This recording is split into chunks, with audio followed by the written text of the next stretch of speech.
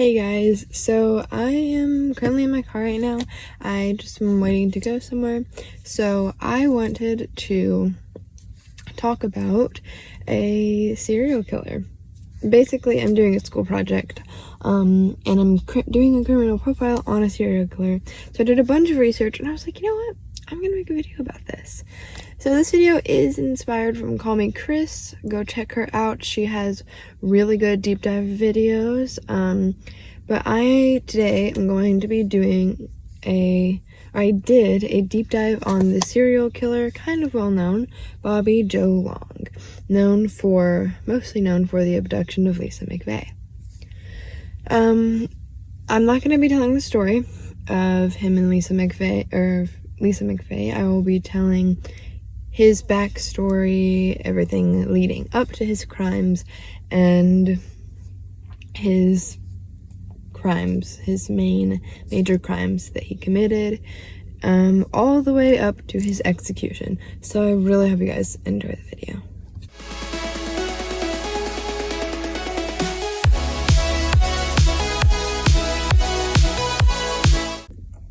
So Bobby Joe Long was born October 14th, 1953 in West Virginia, Kenova, West Virginia, and he died at age 65 in 2019 by lethal injection. He obviously was male. He had 10 confirmed victims and 10 more possible victims. Bobby Joe Long would soon after committing all his crimes would be charged for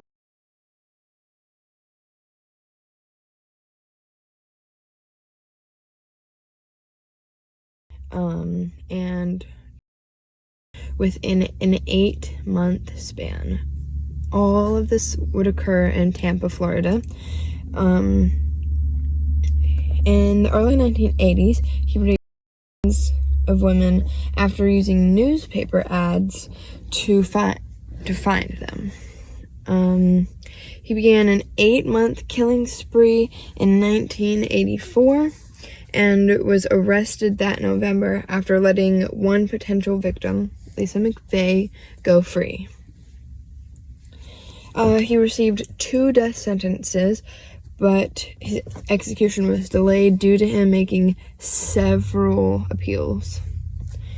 In his younger years, Robert Joseph Long was his full name, but everybody just called him Bobby Joe Long. He was born October 14th, 1953 in Kenova, West Virginia, to his mother, Luella, and his father, Joe. Their last names I didn't get. I'm assuming they're probably Long, but I wasn't for sure. Didn't find their last names, so I didn't put them in there because I didn't want to just assume.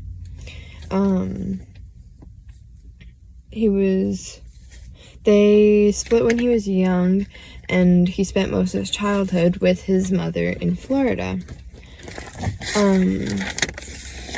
I do all have this all written in a notebook because I wasn't just about to memorize this whole thing and tell it to you guys. So, you know what? It'll be fine. I memorized some things that I didn't want to write down. He spent most of his childhood with his mother in Florida. I'm not sure exactly where. I just know that they lived together in Florida. And his early years were marked by a lot of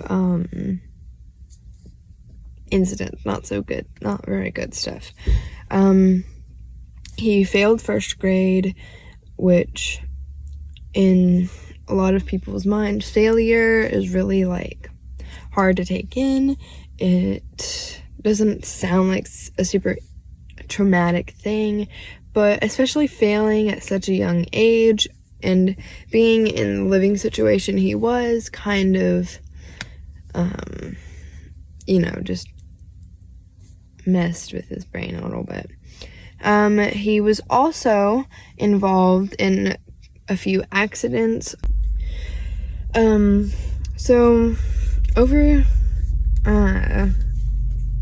His mom was not the best person, probably not the best figure.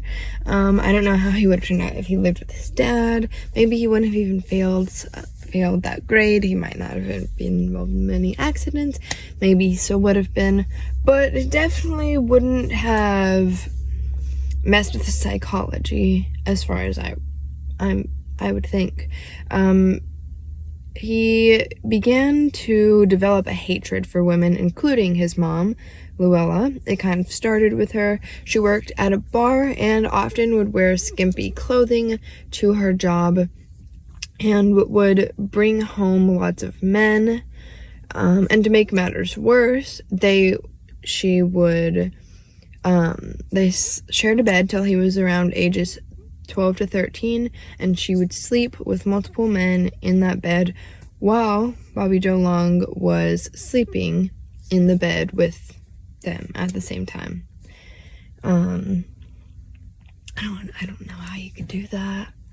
Honestly, if I was the child in the situation, I would have been like, I'm gonna go sleep in the bathroom. You guys have fun.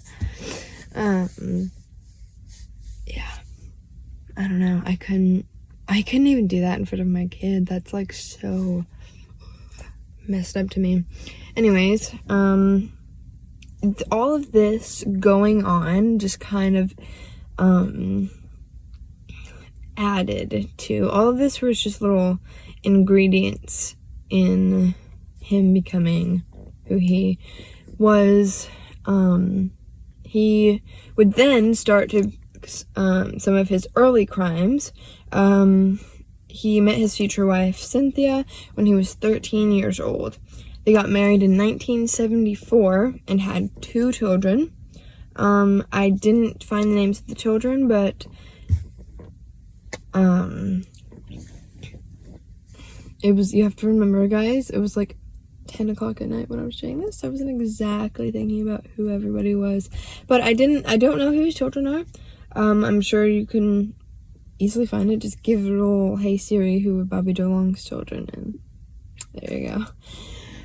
But yes, they would have 2 children together, and later on, the stress of parenthood would not do very good for him. It would cause issues in the marriage and start lots of fights, and he would just become extremely short-tempered. Additionally, Bobby Joe Long was involved in a serious accident. He was driving his vehicle and he was driving his motorcycle, and was hit by a vehicle not too long after. He was still on the motorcycle when he was hit, so it was really serious. He was hospitalized for multiple weeks, and his wife Cynthia would say that Long's temperament changed following the accident. She says while he was always short-tempered, he just became a lot more difficult to deal with. He would get physically violent with her and impatient with their children.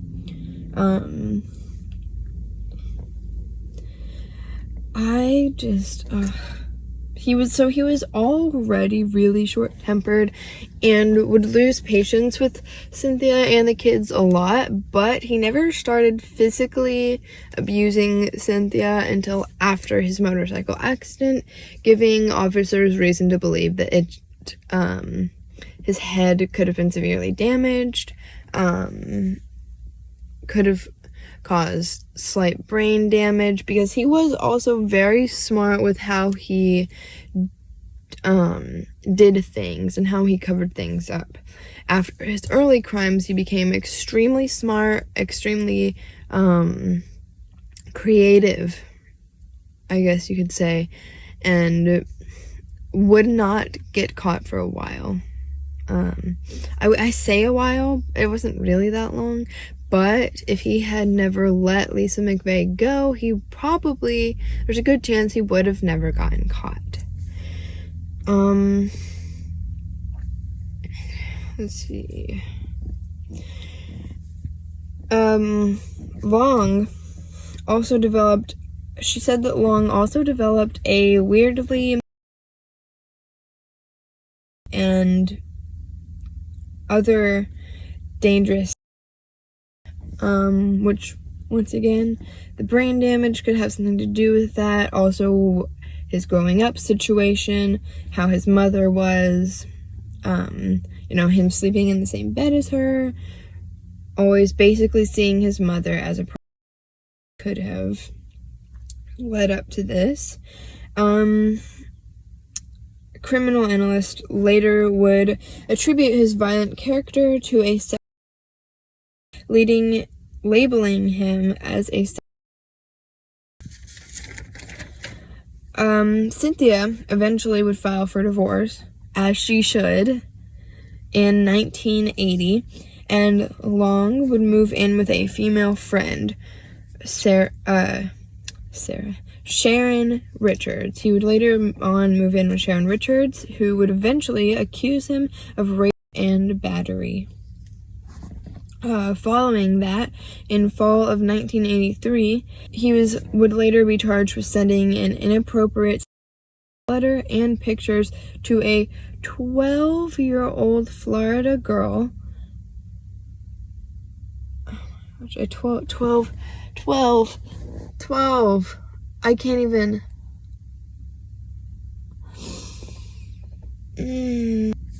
15. I'm 15.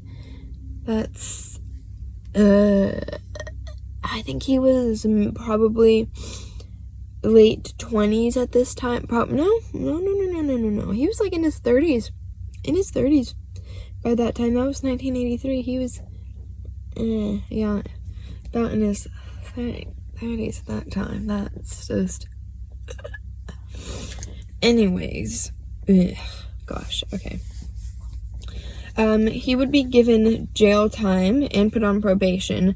After that, that would have got him caught, got him in trouble, but he wasn't given any kind of serious charges. He was given jail time and put on probation.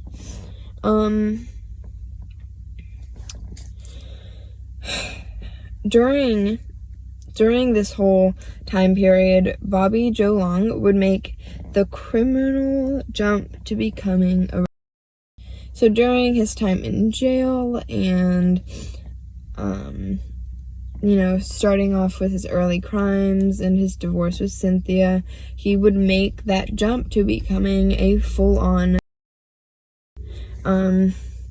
His method was to scout out for sale signs on houses and hunt through classified ads for furniture and other things, which led to an opportunity to enter an unsuspecting woman's home and force himself on her.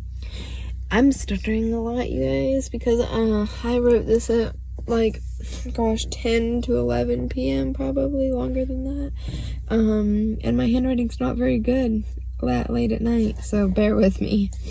So he would force himself on this unsuspecting victim who thought that he was trying to sell furniture to her.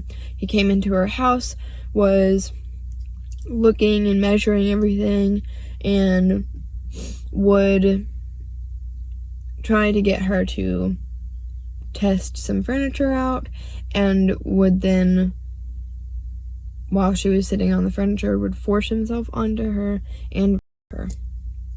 According to police, Long committed over 50 during this time period.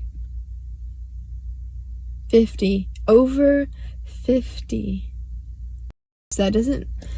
At least, I'm gonna just say, at least they weren't... But still... how do you get away with all that? You have to be so smart to be able to get away with over 50... not get caught within that time period. This is all within probably a year span. Yeah, a year span, because it goes from 1983 to 1980 to 1984 were his main crimes that he committed. So a 4 year time period that he would be doing all this, but his most serious crimes would all occur within an 8-month span in 1984, when he would make, in spring, when he would make his final criminal jump as to becoming, he would commit his first murder. I know of all 10 of his victims. I believe that Artis Wick was his first victim. Initially, he just wanted to fulfill his, but he would pick up the Artis Wick, and in March of 1984, after he assaulted her and her, he decided that he wasn't completely fulfilled, so he would then proceed to strangle and kill her. He had no really favored way of killing, so it kind of gave police a hard time. He had no favored way of killing.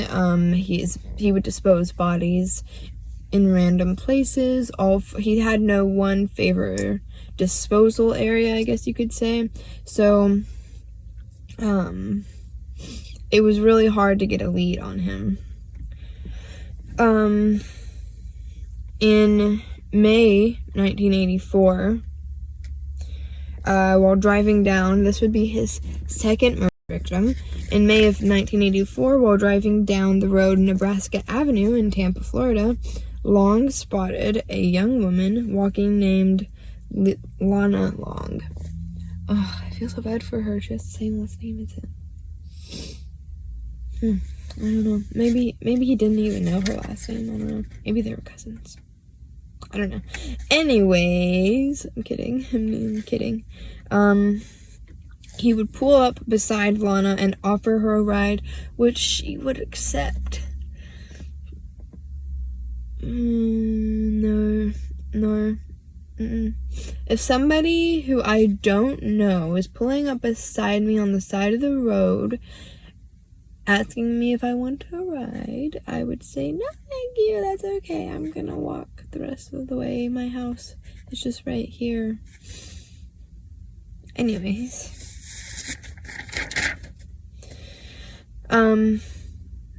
So she would get into the car and he would drive and kind of take her directions, but he would soon pull his car off the road and take out a knife. Lana began to scream and tried to fight him, but he tied her up and drove to a more remote location, a more remote road, where he raped and strangled her. According to police, Lana Long's body was found face down a few days later. Her hands had been bound with rope behind her back, and her legs were spread about 5 feet apart. Officers measured about 5 feet from heel to heel. That's like, I can't even on camera show you how long that is. That's, oh my god, that's crazy. That's like, I can't, because like there's not even enough room in here.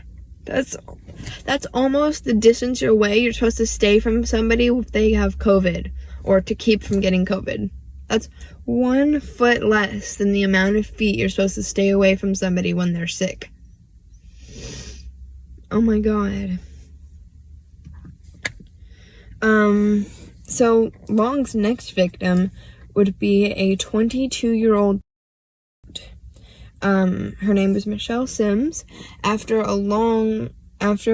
luring her, I can't read. After luring her to his car, he would proceed to beat and her before slashing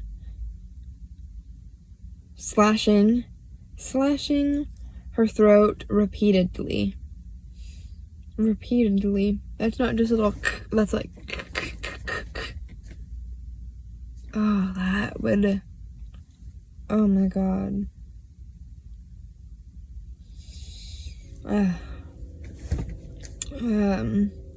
Detectives connected Lana's murder to Michelle's murder when the same red nylon, I don't know if it's nylon or nylon, fiber was found on both women's clothes. This fiber would later be discovered to be coming from his car. Police discovered Long's fourth victim, Elizabeth Ludenbach,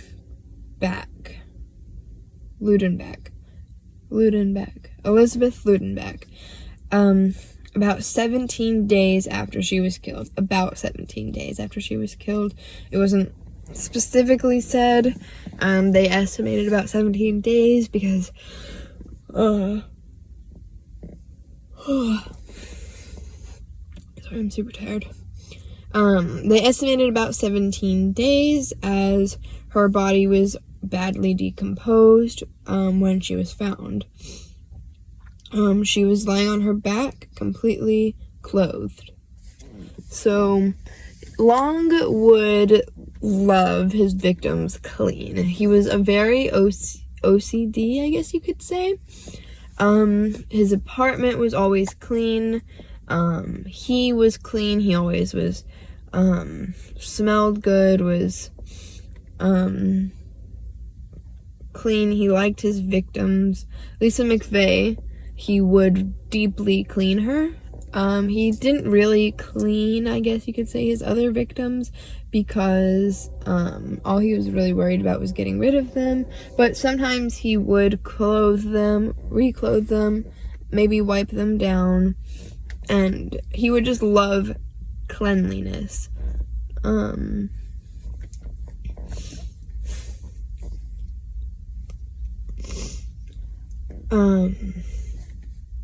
Police say that Ludenbach was different from Long's other victims, as she wasn't a stripper or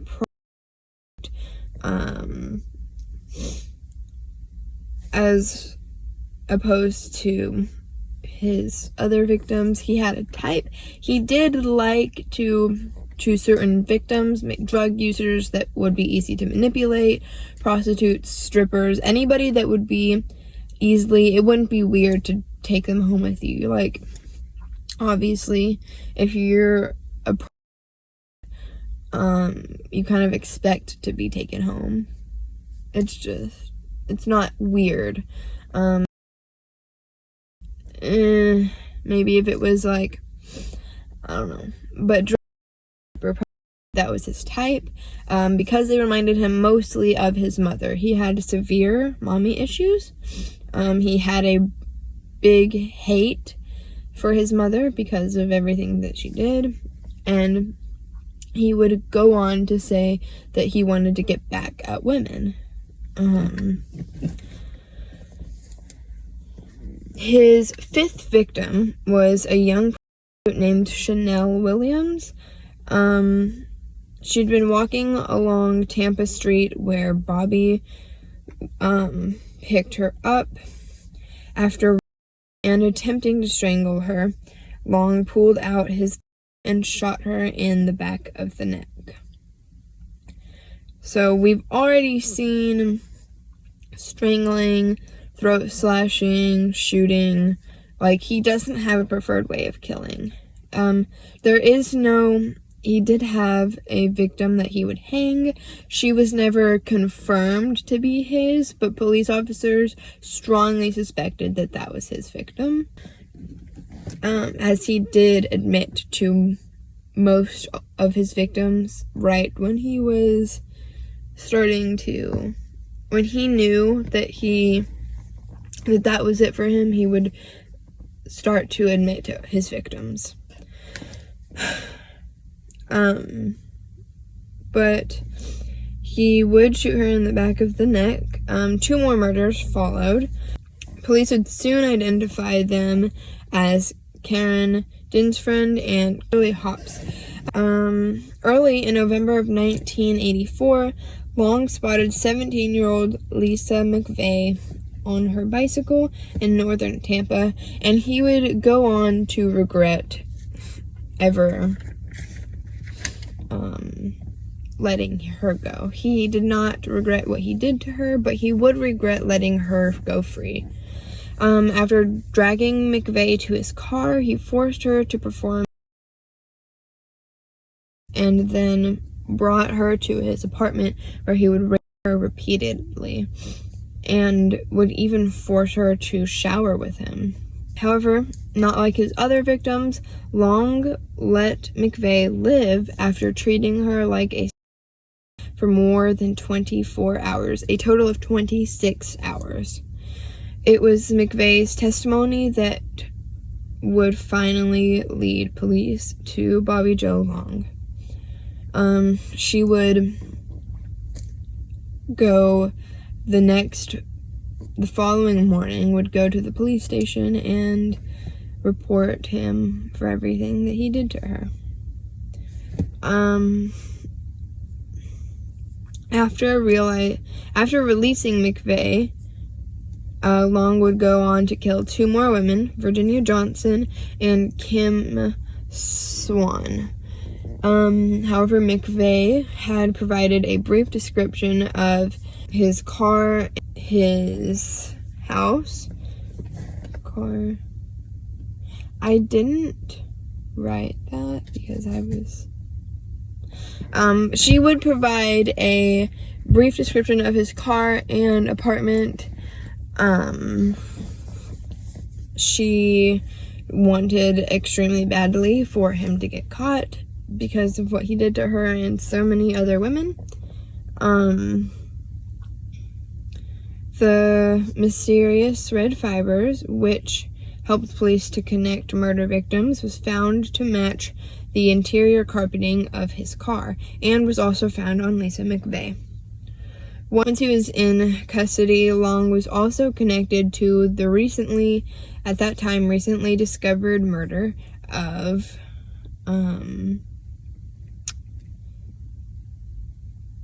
give me a second. I don't know how to pronounce it. I think it's Viley, something like that. Elliott. He would be sentenced to death later on. Like I said, he didn't really have a signature. I guess he didn't really have a preferred way of killing, as some victims were found shot, strangled, throat slashed, hung, and they were always dropped in different places, far from each other. They would always have their hands bound with rope, and their clothes or something on them would always have those red fibers from his car. As far as his execution goes, Long remained on death row for many years, from 1984 all the way up until May 23rd, 2019. He would have been 65 at that time. He was finally executed by lethal injection. A lot of his victims' families would come to watch, and Lisa McVeigh herself did come as Lisa Nolan. Her last name had been changed.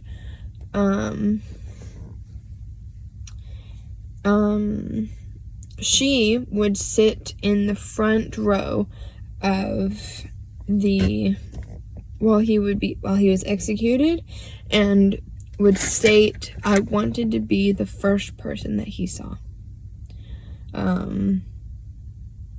She would also go on in an interview to say that they would ask her what was going through her mind, and she would say, "I hate to say it, but I was wondering when he was going to stop breathing." She said, "I just wanted to know when that white blanket was going to stop moving up and down." A couple of facts about him. Bobby Joe Long's last meal was roast beef, bacon, french fries, and soda. He was pronounced dead at exactly 6:55 p.m.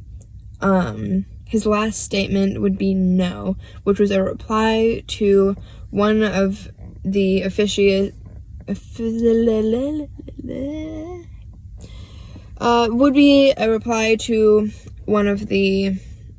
guys there asking if he had any last words, he would say no. That he did not have, he would just say no. He didn't have anything to say.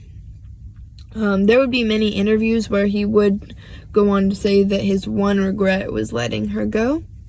He would say that she was special and that he would have never got caught if he hadn't let her go. But when he was getting his lethal injection, when he was going to be killed, he had nothing to say. Bobby Joe Long was responsible for 10 murders and 10 more possible murders and over 50 rapes / assaults. This is a very, he was very interesting to me because of how he would go about doing stuff. I wouldn't say he was like every other serial killer. He definitely had some of the more classic ways of killing people. It wasn't anything too crazy, but he would admit to all of his murders, and that he would tell them who he murdered, basically, probably leaving out multiple people. They would ask him, Addis Wicks, I think, oh my gosh, I'm gonna remember her name, Artis Wick, he would not actually admit to until around his time in jail. It was a while before he would admit to her murder. So I hope you guys enjoyed this video. I hope you learned something new. I really enjoy doing this kind of stuff. I really thought it was super fun to get to do this at school. It is summer right now, but I'm doing a college program, so that's why this is all going on. But I think it's just so interesting. It's terrible what people like think about doing, what people would do to innocent people. I would have just like reported my mom, honestly. In that situation, I would have just done that. But living in the situation is a little bit different than just reading about it or researching about it. But I hope you guys did enjoy. Make sure you like, subscribe, and turn on your post notifications so you know when I post my next video. And I will see you guys all in the next video.